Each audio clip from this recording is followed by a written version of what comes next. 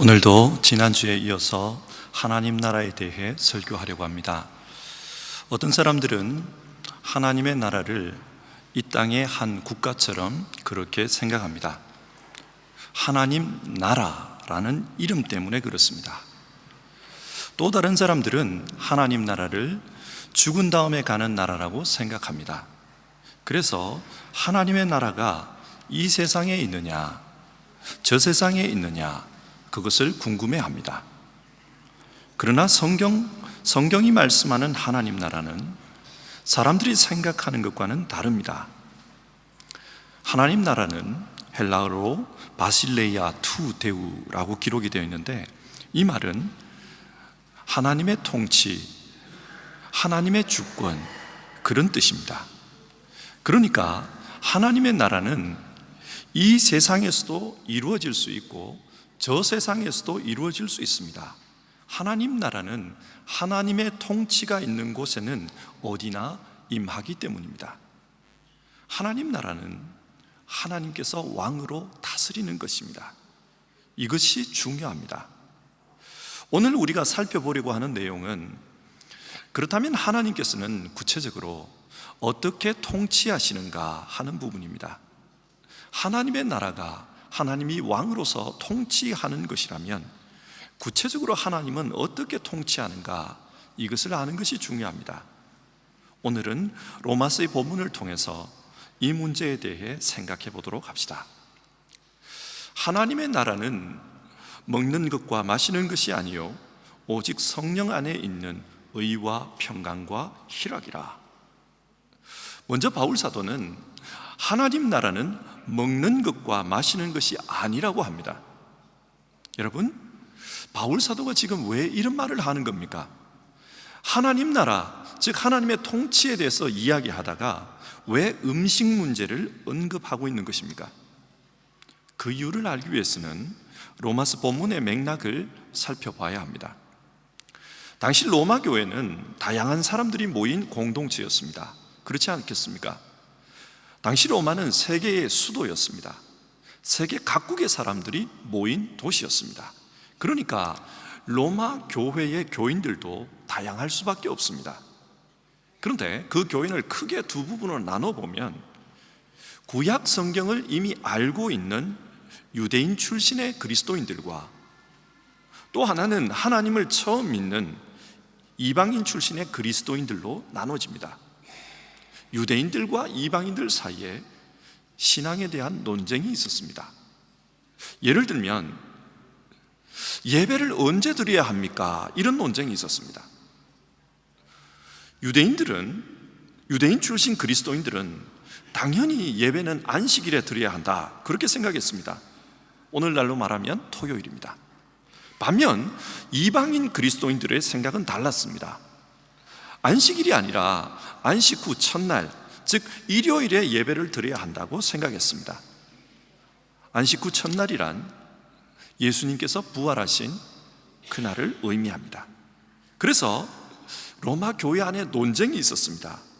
여러분, 당시로 돌아가서 한번 생각해 봅시다. 여러분이라면 어느 주장에 동조하시겠습니까? 이 외에도 또 다른 논쟁이 있었는데, 그것은 음식과 관련된 문제였습니다. 외국에서 오랫동안 살아온 유대인들은 자신들의 정체성을 지키기 위해 음식에 관한 율법을 철저하게 지켰습니다. 다니엘서 1장이 대표적인 예입니다. 바벨론의 포로로 잡혀간 다니엘과 그의 친구들은 바벨론 왕궁에서 주는 음식을 거부합니다. 그 이유는 왕궁에서 주는 고기 음식이 이방 신전에 제물로 드려졌던 음식이기 때문입니다. 그래서 이들은 채식을 선택했습니다. 음식으로 자기 몸을 더럽히지 않겠다, 그런 결심을 한 겁니다. 이처럼 로마에 살던 유대인 그리스도인들도 채소만 먹으려 했습니다. 왜냐하면 로마 역시 바벨론처럼 많은 이방 신들을 위한 신전이 있었고 대부분의 고기들이 그 신전에서 나왔기 때문입니다.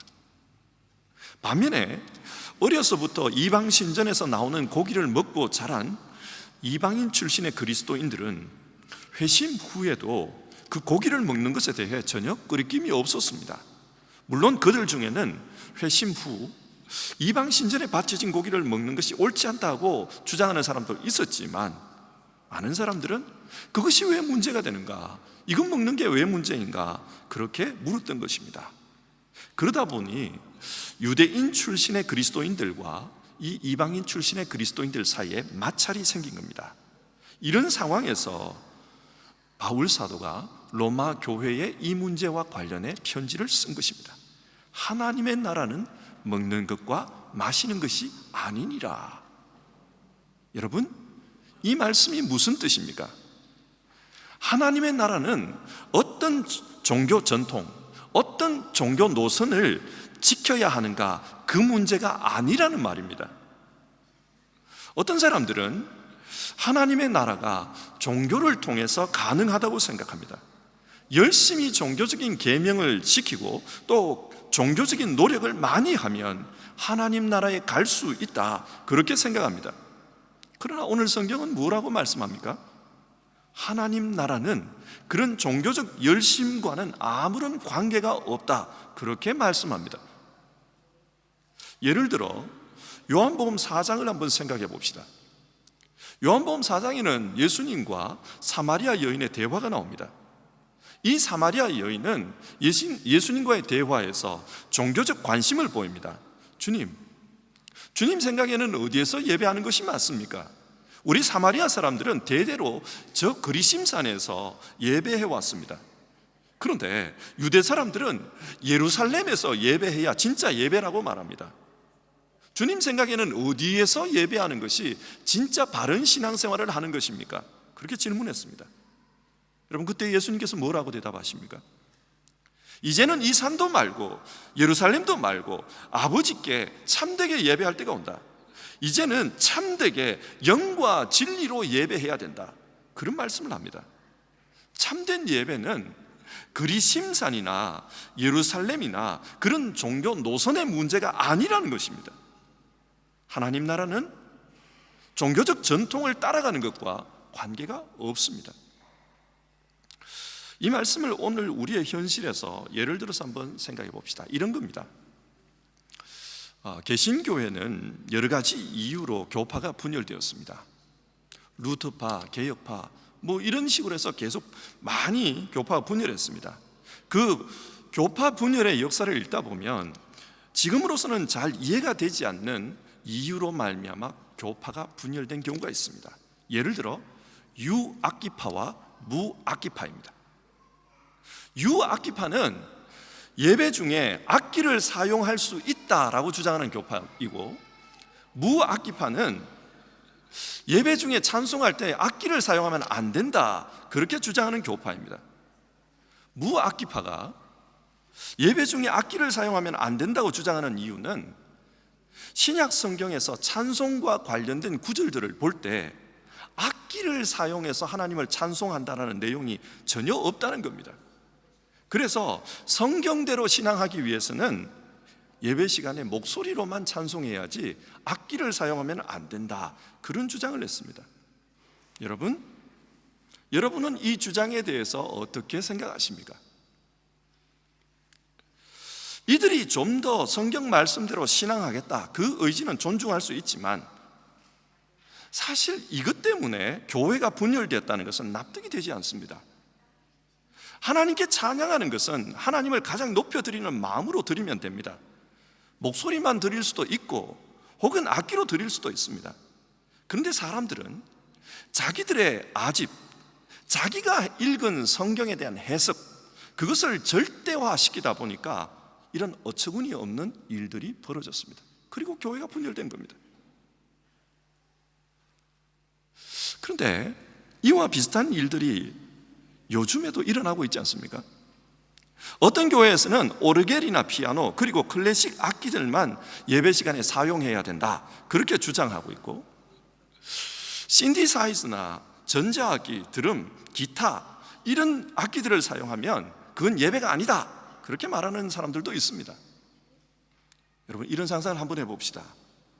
만약 이 문제에 대해서 바울 사도에게 2000년 전으로 돌아와서 바울 사도에게 질문한다면 바울은 어떤 답변을 우리에게 편지로 보냈을까요? 하나님 나라는 먹는 것과 마시는 것이 아니니라. 하나님의 나라는 어떤 종교적 노선을 따라가느냐, 어떤 전통을 따라가느냐, 그것과는 상관이 없는 문제라는 것입니다. 물론 교회 안에는 교인들의 정서라는 것이 있기 때문에 어떤 경우에는 현대 악기를 사용할 수도 있고 어떤 경우에는 사용할 수 없습니다. 이것 가지고 무엇이 성경에 맞나 안 맞나 이것을 논하는 것은 사실상 무의미합니다.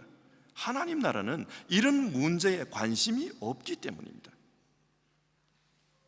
종교적 열심, 종교적 노선, 그것이 하나님 나라와 연관이 있는 것은 아닙니다. 또 어떤 분들은 하나님 나라를 도덕적인 삶과 연결하는 분들도 있습니다. 물론 이런 생각을 어느 정도는 이해할 수 있습니다. 오늘날 그리스도인들이 너무 비도덕적인 행동을 해서 사회에 물의를 일으키는 경우가 있기 때문에 도덕적인 삶을 살아야 한다 강조하는 것을 이해할 수 있습니다. 그러나 하나님 나라는 도덕적으로 사는 차원의 문제와도 연관이 없습니다. 도덕적으로 살기 위해서 우리는 교회에 나오는 것이 아닙니다. 누가복음 18장을 보면 바리새인과 세리에 대한 예수님의 비유가 나옵니다. 한 바리새인이 성전 어귀에 서서 기도합니다. 하나님, 저는 다른 사람들, 곧 남의 것을 빼앗는 사람이나 불의한 사람이나 간음한 사람과 같지 않고 이 세리와도 같지 않음을 감사합니다. 일주일에 2번씩 금식하고 얻은 것의 11조를 내게 하시니 감사합니다. 이 사람의 이야기를 꼼꼼히 뜯어보면 이분은 굉장히 도덕적인 사람입니다. 남의 것을 빼앗지 않습니다. 불의한 일도 하지 않습니다. 음행도 하지 않습니다. 세리와 같은 죄인도 아닙니다. 이분은 의로운 삶을 살고 있고 그래서 자기 삶에 대한 자부심으로 똘똘 뭉쳐 있습니다. 그 기도를 들은 세리가 하늘을 쳐다보지도 못하고 가슴을 치면서 기도했습니다. 하나님, 이 죄인에게 자비를 베풀어 주시옵소서. 당시 세리는 죄인들의 대명사였습니다. 비도덕적인 사람의 대명사였습니다. 그런데 여러분, 예수님께서는 이 두 사람의 기도에 대해 어떻게 평가를 내리셨습니까? 내가 너희에게 이르노니 이에 저 바리새인이 아니고 이 세리가 의롭다 하심을 받고 그의 집으로 내려갔느니라. 여러분, 무엇을 말합니까? 도덕적으로 사는 것이 중요합니다. 그러나 하나님 나라는 도덕 차원의 문제와는 상관이 없다는 것입니다. 그래서 하나님의 의는 도덕적인 사람에게 주어지는 게 아니다, 그렇게 말씀합니다. 여기서 다시 한번 질문하게 됩니다. 여러분, 하나님 나라가 무엇입니까? 하나님 나라가 종교 생활을 열심히 하는 것도 아니고 하나님 나라가 도덕적으로 사는 것도 아니라면 하나님 나라는 무엇입니까? 앞에서 말씀드린 것처럼 하나님의 나라는 하나님께서 다스리는 것입니다. 그렇다면 하나님은 구체적으로 어떻게 다스립니까? 오늘 성경은 이렇게 말씀합니다. 하나님의 나라는 먹는 것과 마시는 것이 아니고 오직 성령 안에서 의와 평강과 희락이라. 하나님의 나라는 성령 안에서 나타나는 의와 평강과 희락이라고 말씀합니다. 하나님은 의와 평강과 희락을 통해 자신의 통치를 우리에게 드러내십니다. 그렇다면 먼저 의에 대해서 한번 생각해 봅시다. 성경이 말씀하는 의는 기본적으로 하나님과의 바른 관계라는 뜻을 가지고 있습니다. 하나님과 바른 관계 속에서 사는 사람, 그 사람이 의로운 사람입니다. 그런데 하나님과 바른 관계 속에서 산다는 것이 어떤 것을 지칭합니까? 하나님은 거룩한 분입니다. 거룩하신 분과 바른 관계로 살려면 우리 역시 거룩해야 합니다. 내가 거룩하니 너희도 거룩하여라. 그런데 죄 가운데서 태어난 인간이 어떻게 거룩할 수가 있습니까? 인간의 본질이 죄 그 자체라고 하는데 어떻게 의로울 수가 있습니까? 로마서 3장은 이렇게 선포합니다. 의인은 없나니 하나도 없으며 깨닫는 자도 없고 하나님을 찾는 자도 없고 다 치우쳐 함께 무익하게 되고 선을 행하는 자는 없나니 하나도 없도다. 인간은 의롭지 못합니다. 그런데 사람들은 자신들이 노력하면 의로워질 수 있다고 생각합니다. 그러나 하나님 앞에서 이런 방식으로 의로워질 수는 없습니다. 그렇지 않습니까? 인간이 아무리 선하다고 해도 신이 될 수는 없습니다. 여기에는 질적인 차이가 있습니다. 의로움이 만약 양적인 문제라면 그 부족한 부분을 노력을 통해서 채우면 됩니다. 그러나 질적인 문제라면 노력으로 채울 수 있는 게 아닙니다. 인간이 노력한다고 해서 신으로 바뀌는 것은 아니기 때문입니다. 그래서 성경은 하나님의 의에 대해서 말씀합니다. 하나님의 의가 뭐냐? 하나님의 의는 하나님이 주시는 의입니다. 인간은 자기 힘으로 의로워질 수 없기 때문에 하나님께서 그 의를 주십니다. 고린도후서 5장에서는 하나님께서 그리스도 안에 계시사 우리와 자기를 화목하게 하셨고 그래서 우리로 하여금 하나님의 의가 되게 하셨다, 그렇게 말씀합니다. 그리스도의 화목케 하는 행위를 통해 우리는 하나님의 의가 되었습니다. 화목하게 한다는 말은 한국말로는 사이좋게 한다, 그런 뜻이지만 헬라어로 보면은 까탈라소, 바꾸다, 교환하다, 그런 뜻입니다. 그러니까 화목하게 한다, 이 말은 예수 그리스도와 우리를 맞바꾸었다, 그런 뜻입니다. 십자가에서 예수 그리스도를 죄인의 자리로 내려놓고 동시에 죄인인 우리를 의인의 자리로 올려놓은 것입니다. 이를 통해 우리는 예수님이 있었던 그 하나님의 자녀 자리에 올라가게 된 것입니다. 하나님의 자녀, 그래서 하나님과 바른 관계가 되었습니다. 앞에서 의란 하나님과의 바른 관계라고 하지 않았습니까? 예수 십자가를 통해 바른 관계가 되었습니다. 이것이 중요합니다. 여러분 보십시오. 이 의는 우리 스스로의 노력에 의해 만들어진 것이 아닙니다. 이 의는 주어진 것입니다. 하나님에 의해 주어진 것입니다. 우리는 성자 하나님에 의해 의롭게 된 것입니다. 자, 여기서 하나님의 통치를 한번 생각해 봅시다. 하나님이 어떻게 통치하십니까? 우리가 만들 수 없는 의를 성자 하나님으로 하여금 만들게 하셨습니다. 그리고 그 예수님의 의가 믿음을 통해 우리 안에 들어오게 하셨습니다. 그래서 우리는 의로운 사람이 되었습니다. 하나님이 하시는 일은 의롭지 않은 우리를 의롭게 만드는 것이었습니다. 이것이 하나님의 통치입니다. 비교해 보십시오. 앞에서 로마 사람들은 의로운 자가 되기 위해서 종교 생활을 통해 어떻게 하면 거룩하게 살 수 있을까, 그것을 논쟁했습니다. 무엇을 먹고 또 무엇을 안 먹어야 되는가, 또 언제 예배를 드려야 우리가 의로운 자라고 일컬어질 수 있나, 거기에 골몰했습니다. 또 어떤 사람들은 내가 도덕적으로 살면, 도덕적으로 고양된 사람이 되면 나는 의로운 사람이 될 수 있을까, 그 문제에 골몰했습니다. 그러나 하나님의 나라는 그런 차원이 아닙니다. 인간이 그런 종교적인 노력을 한다고 해서 의로워질 수가 없습니다. 그래서 하나님의 나라는 먹고 마시는 인간의 노력과 관련된, 종교와 관련된 그런 문제가 아니라고 성경은 선포합니다. 하나님의 나라는 오직 하나님에 의해서 하나님의 의가 주어지는 것입니다. 내 능동적인 노력에 의해 얻어지는 것이 아니고 하나님에 의해 수동적으로 우리에게 주어집니다. 하나님의 나라는 하나님이 이루십니다. 그래서 성경은 의를 통해 하나님의 통치, 하나님의 나라가 이루어진다, 그렇게 말씀합니다. 두 번째로 하나님의 통치 방법은 평강이라고 말씀합니다. 하나님의 나라는 의와 평강과, 여기서 평강이라는 이 단어는 헬라어로 에이레네입니다.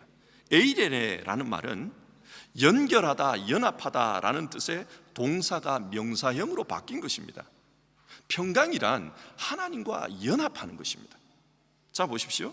앞에서 말씀드린 것처럼 하나님의 노력으로 말미암아 우리는 하나님과 바른 관계에 서게 되었습니다. 하나님과 바른 관계에 서 있으니까 하나님과 사이에 평강이 이루어졌습니다.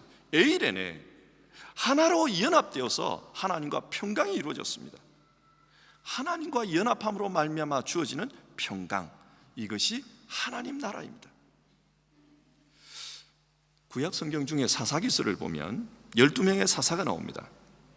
이 사사들의 주 업무는 전쟁에 나가서 싸우는 것입니다. 사실 이 전쟁을 하게 되는 이유는 이스라엘 사람들의 죄악 때문입니다. 사람들이 죄악 때문에 하나님 앞에 범죄하자 하나님께서 괴롭히는 적군을 붙인 겁니다. 사람들이 그 괴로움 속에서 하나님께 울부짖습니다. 그때 하나님은 구원의 방법으로 사사를 세워주셨습니다. 그리고 그 사사가 다스리는 동안에는 그 땅에 평화가 임했더라. 성경 그렇게 말씀합니다. 그 땅에 평화가 임했더라. 이 사사는 하나님의 통치를 상징하는 사람입니다. 하나님께서 다스리니까 그 땅에 평화가 임합니다.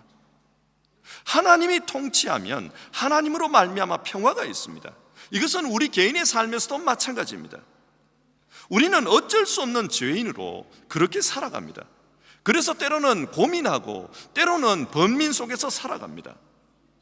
그러나 하나님은 예수 그리스도를 세우셔서 세상이 줄 수 없는 평화를 주셨습니다. 에이레네, 주 예수 안에서 우리는 하나님과 연합하게 되었습니다. 이것이 하나님 나라입니다. 하나님과 연합함으로 그로 말미암아 생겨나는 평화, 그것이 하나님 나라입니다. 하나님 나라는 평화의 형태로 우리에게 나타납니다. 세 번째로 하나님의 통치 방법은 기쁨이라고 합니다. 하나님의 나라는 의와 평강과 희락이라. 여기서 희락이라는 말이 쉬운 말로 기쁨입니다. 하나님께서 죄인인 우리를 의인으로 만드셨고 그래서 하나님과 평화가 있습니다. 이것은 미래에 대한 약속입니다. 하나님께서 우리를 의롭다 해주셨고 그래서 하나님과 바른 관계가 되니까 하나님과 평화의 관계가 됐습니다. 평화가 있습니다. 우리가 이 땅의 삶을 마감하고 하나님 품에 안길 때까지 이 약속은 유효합니다. 그때 우리는 하나님과의 바른 관계 속에서 영원히 살아갈 것입니다. 하나님이 주시는 평강 속에서 영원히 살아갈 것이라는 이 약속, 이것을 믿기 때문에 내 삶에서 고민과 번뇌를 내어놓는 것, 그로 말미암아 생겨나는 기쁨, 성경은 그것을 말씀합니다. 데살로니가전서 5장 16절에서 18절의 말씀을 기억해 보십시오. 항상 기뻐하라, 쉬지 말고 기도하라, 범사에 감사하라. 이는 그리스도 예수 안에서 너희를 향하신 하나님의 뜻이니라. 하나님께서는 우리가 기쁨 가운데 살기를 원하십니다. 항상 기뻐하라. 근데 하나님께서 왜 기뻐하라고 말씀하실까요? 비록 이 땅의 현실은 슬픔이 있더라도 하나님의 약속이 있기 때문입니다. 우리를 붙잡아 주시는 약속이 있기 때문입니다. 그래서 기뻐하라는 겁니다. 그 약속을 믿고 기뻐하라는 것입니다. 여러분, 여기서 하나님은 우리를 어떻게 다스립니까? 어떻게 통치합니까? 우리에게 기쁨을 만들어 주십니다. 슬픔이 변하여 찬송이 되도록 만들어 주십니다. 하나님의 나라는 우리에게 기쁨으로 다가옵니다. 자, 오늘 말씀을 한번 정리를 해봅시다. 하나님의 나라는 하나님의 통치라고 했습니다.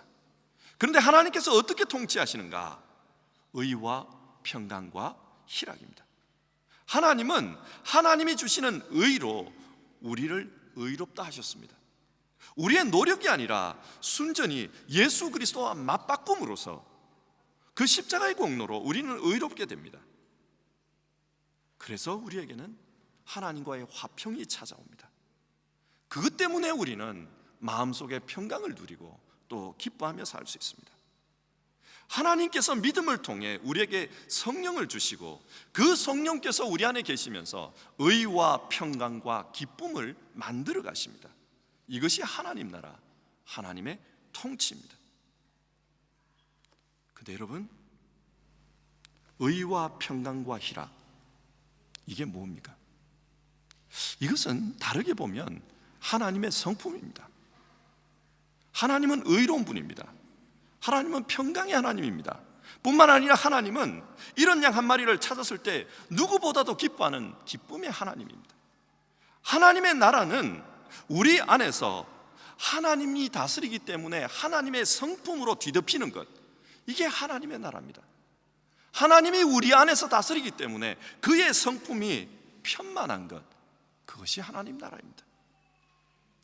좀 어려운 이야기입니다만 바울 사도는 종말과 관련해서 이런 표현을 많이 씁니다.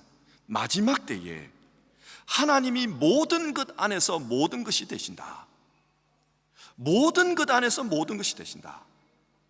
여러분, 하나님이 모든 것 안에서 모든 것이 되시면 온 세상은 하나님으로 충만합니다. 모든 것 안에서 하나님이 충만하기 때문에 이 세상은 하나님으로 충만합니다. 이 세상은 하나님의 성품으로 충만하게 될 것입니다. 하나님이 기대하는 하나님 나라는 하나님의 성품, 하나님의 뜻이 이 세상에 충만하게 되는 것입니다. 작게는 우리 개인의 삶 속에 성령을 통해 하나님의 성품이 충만한 것입니다. 의와 평강과 기쁨으로 우리의 삶이 뒤덮이는 것입니다. 좀 더 크게 보면은 이 우주 속에 하나님의 뜻이 그리고 하나님의 성품이 편만하게 되어서 이 세상 속에 정의가, 그리고 이 세상 속에 평화가, 그리고 이 세상 속에 하나님으로 말미암는 기쁨이 가득하게 되는 것, 그것이 하나님이 기대하시는 하나님 나라입니다. 하나님은 지금도 이 세상을 다스립니다. 근데 여러분, 요즘 이 세상의 이야기를 들어보면은 참으로 겁이 나요. 묻지마 범죄라는 것이 자꾸 생깁니다. 한국 뉴스를 보다 보면은 흉악 범죄가 굉장히 많이 이렇게 보도돼요. 왜 이런 흉악 범죄가 잘 알지도 못하는 원한도 없는 사람에게 왜 그렇게 흉악한 범죄를 저지를까? 심리학자들의 말은 우리 시대의 사람들이 분노와 공격성으로 그렇게 똘똘 뭉쳐 있다는 거예요. 사람 안에 분노가 가득하다는 겁니다. 그래서 이 분노를 가진 사람들이 좀 타고난 성품이 공격적이면 누군가에게 그 화풀이를 한다는 거예요. 특별히 자기가 보기에 약자라고 생각되는 사람들, 그것이 어린이든 여성이든 약자라고 생각하는 사람들을 향해서 그 분노를 공격적으로 퍼붓는다는 겁니다. 이런 세상 속에서 우리가 살고 있습니다. 이런 세상을 우리가 살면서 우리가 만약 신앙하는 목표가 하나님 나라가 아니라 뭔가 먹는 것, 마시는 것, 종교적 전통, 그리고 어떤 노선, 여기에 집중하면 우리가 같이 신앙하는 이 교회도 험악한 분위기가 될 것입니다. 우리가 하나님 나라를 목표로 하지 않고 하나님의 성품이 나타나는 하나님 나라를 목표로 하지 않고 우리가 종교적인 그런 전통, 먹는 것과 마시는 것, 그리고 도덕적인 삶, 여기에 집중하다 보면 우리 안에도 필시 분노가 나타날 거고 우리 안에도 폭력성이 나타날 수 있습니다. 우리의 현실을 한번 생각해 봅시다. 오늘 우리는 무엇을 목표로 두고 신앙하고 있습니까? 신앙의 목표는 분명히 하나님의 나라여야 합니다. 그런데 그 하나님 나라를 어떻게 이해하고 있느냐? 혹시 먹고 마시는 문제, 종교적 노선, 종교적 색깔, 그리고 종교적 전통, 관념, 우리가 여기에 집중하고 있는 것은 아닌지요? 일반적으로 교회에 오래 다니다 보면 교회 생활이 몸에 젖습니다. 그래서 신앙이 뭔가 그런 생각을 하기보다는 신앙이란 일요일이 되면 교회에 가는 것, 신앙이란 교회에 가면 봉사하는 것, 신앙이란 기도할 때 눈을 감고 있는 것, 신앙이란 남들이 찬송할 때 같이 찬송 부르는 것, 그리고 신앙이란 내게 있는 것을 내어놓는 것. 뭐 이렇게 규정하기가 쉽습니다. 우리가 가지고 있는 종교적 습관들을 신앙이라고 말하기 쉽습니다. 그러다 보면 앞에서 살펴본 것처럼 사람들은 자꾸 나와 생각이 다른 사람들과 폭력적으로 혹은 공격적으로 부딪히기 시작합니다. 나는 전자악기를 쓰면 안 된다고 생각하는데 저 사람은 전자악기를 써야 된다고 말한다. 다투기 시작합니다. 목사가 설교할 때 가운을 입어야 되나 입지 말아야 되냐, 그런 문제로 다툴 수도 있고, 기도하러 올라오면서 화려한 옷을 입어도 되냐 안 되냐, 뭐 이런 문제가 이슈가 되어버립니다. 교회는 보수적이어야 하나, 교회는 진보적이어야 하나, 어느 가치를 가져야 되나, 이런 문제가 민감한 문제가 되어버립니다. 이걸 가지고 노선투쟁을 하는 것이 마치 하나님 나라를 위한 싸움인 것처럼 그렇게 생각하는 경우도 생겨납니다.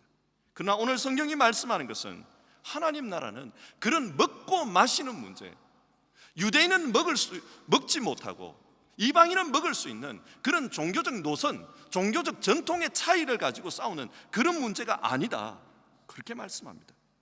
하나님의 나라가 무엇이냐? 하나님의 나라는 하나님의 성품이 우리 안에서, 그리고 우리가 살고 있는 이곳에 편만하게 드러나는 것, 그것이 신앙이고 신앙이 목표해야 될 하나님의 나라다, 그렇게 말씀합니다. 우리가 하나님의 성품이 편만해지는 것, 그 성품이 여기에 나타나는 것, 이것을 너무나 추상적이라고 해서 포기해버리면 우리는 지엽적인 문제에 집착하게 될 것입니다. 지엽적인 문제를 가지고 이것이 신앙이냐 아니냐 그렇게 다투며 살 가능성이 많습니다. 여러분 안에 하나님의 성품이 충만하길 바랍니다.